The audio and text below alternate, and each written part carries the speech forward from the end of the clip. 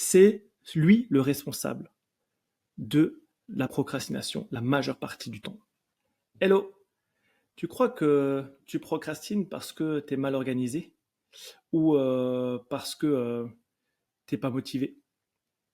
Et si c'était autre chose, quelque chose de plus sournois, quelque chose d'invisible, que tu traînes depuis longtemps? Je vais te parler d'un truc auquel on ne pense pas forcément quand on parle de procrastination. Et surtout, comment t'en défaire. Souvent, on croit que le fait de procrastiner, c'est parce qu'on manque d'organisation, c'est parce qu'on manque d'énergie, parce qu'on n'est pas concentré. En fait, il y a une grande part de la procrastination qui vient du fait d'être perfectionniste. C'est lui le responsable de la procrastination la majeure partie du temps. Pourquoi? Parce que le perfectionnisme, il a une fâcheuse tendance à nous amener à vouloir faire parfaitement les choses. Un parfaitement qui est notre critère à chacun de ce qu'est la perfection. Et pour pouvoir donner un résultat parfait, très souvent, dans notre façon de voir les choses, on va avoir énormément de travail à réaliser. Des heures de recherche, des heures d'écriture, des centaines de pages de dossiers. Et ça fout les pétoches. C'est un truc où on se sent épuisé rien qu'à le regarder. Ça, moi, je l'ai appelé les monstres noirs. Ces projets-là, dans lesquels on est super en inconfort parce qu'on se dit mais c'est juste colossal le boulot qu'il y a à faire et je suis épuisé rien qu'à le regarder. Je suis fatigué déjà de base, mais alors m'attaquer à ça en plus, c'est juste la catastrophe, je vais jamais y arriver. Le monstre noir, il est conséquent parce qu'en fait, on s'imagine qu'on a tout ça à faire alors qu'en fait, on n'a jamais vérifié si c'était autant de travail qui était à réaliser.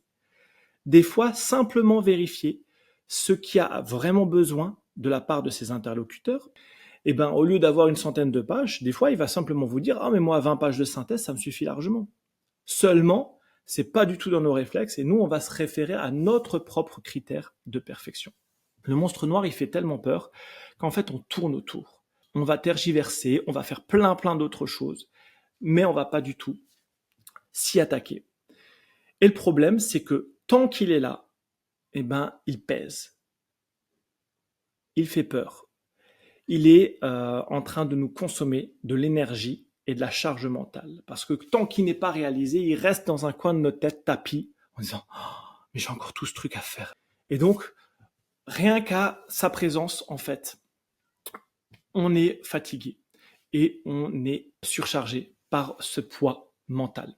Je vais te partager 3 leviers pour pouvoir gérer ce monstre noir. Le premier levier, ça va être en fait de le reconnaître, de dire ok, il est là, il y a ce gros projet et il me fait peur pour telle et telle raison. Ensuite, c'est de choisir. Choisir si tu le gardes ou si tu le laisses. Parce que des fois, en fait, le jeu n'en vaut pas la chandelle. C'est pas la peine de continuer sur un truc qui sert à rien ou qui va pas t'apporter une grande différence dans ton quotidien. Je m'explique. L'un des outils qui va permettre de te connecter et t'aider dans ce choix-là, ça va être de visualiser une fois le résultat abouti. Si tu as un projet de reconversion, c'est énormément de travail, c'est énormément de chamboulements dans la vie, c'est sûr, c'est un engagement.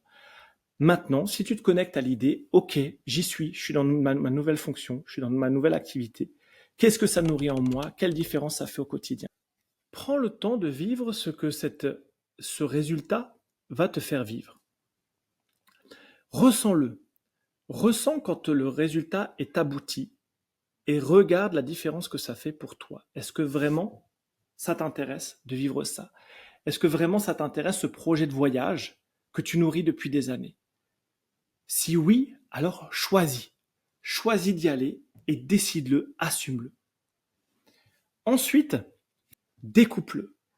Tu verras qu'en fait, en découpant en étapes et en déterminant les actions jusqu'à la plus petite possible, tu vas pouvoir y aller pas à pas. Le grand philosophe chinois Lao Tzu disait « Un voyage de 1000 lieues commence par un premier pas ». Ainsi, Le projet peut commencer par les premières actions et se concentrer sur elles sans regarder la montagne ou le monstre dans son intégralité, mais juste une étape après l'autre. Ça peut même être fait avec un vision board qui te permet d'avoir une vue globale de tout ce qu'il y a à faire pour pouvoir aboutir à ton projet et de pouvoir attaquer une action par-ci, par-là. C'est la méthode qu'on appelle Gruyère et qui consiste en fait à attaquer le projet par différents angles, par différentes actions, mais qui toutes vont compter à un moment donné pour permettre de terminer ce projet à terme. Un autre élément qui va aider, ça va être d'affronter la peur. Cette peur qui se cache derrière. Parce que généralement, si le projet bloque, c'est qu'il se passe quelque chose d'inconfortable dans ce projet-là. Qu'est-ce qui dérange? Est-ce que c'est de contacter un inconnu? Est-ce que c'est d'utiliser une technique qu'on ne connaît pas et sur laquelle il va falloir se concentrer pour acquérir de nouvelles compétences? Il y a une cliente qui avait peur de poster sur les réseaux sociaux. Dans le processus, ce qui lui faisait vraiment peur, c'était de se montrer et d'être visible sur les réseaux et donc aux critiques des autres. C'est vraiment ce qui lui faisait peur. L'idée dans ce cas, c'est d'enlever la peur de l'équation pendant un temps. C'est-à-dire de faire toutes les actions qui ne génèrent pas de peur, qui ne sont pas inconfortables, et se concentrer dessus pour capitaliser des actions qui sont faites. C'est autant d'énergie et c'est autant de valeur qu'on aura engagé dans le projet sans pour autant s'être confronté à la partie anxiogène. Une fois que ça s'est fait, de pouvoir traiter la peur de façon indépendante.